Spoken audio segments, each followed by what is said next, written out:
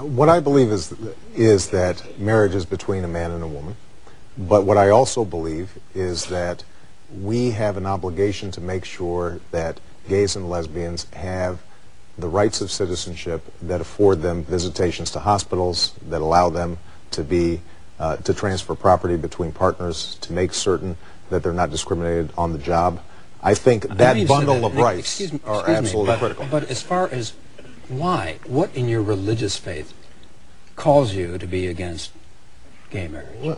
What I believe in my faith is that a man and a woman, when they get married, are performing something before God, and it's not simply the two persons who are meeting.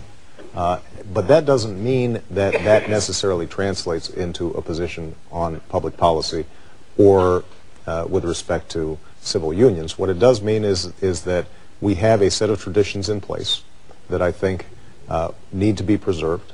But I also think that we have to make sure that gays and lesbians have the same set of basic rights that are in place. And I was glad to see, for example, that the President today apparently stated that he was in favor of civil unions. This may be a reversal of his position, but I think it's a healthy one.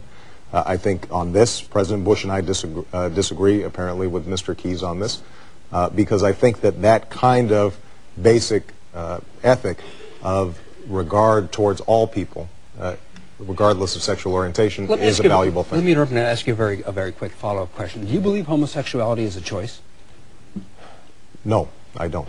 You think it's innate? I think that for the most part it is innate. I think that obviously it may vary in certain circumstances, but I think that it is something that is a part of their identity. Now, that being the case, Mr. Obama, that being the case, if something is not a choice, if something is innate, then why isn't it a civil right? And why isn't your support of civil unions as opposed to marriage, does that amount to separate but equal? No, I think there are a whole host of things that are civil rights, and then there are other things, such as traditional marriage, that I think express a community's concern and regard for a particular institution. So marriage is not a civil right as far as you're concerned? I don't think marriage is a civil right, but I think that I think that being able to transfer property is a civil right.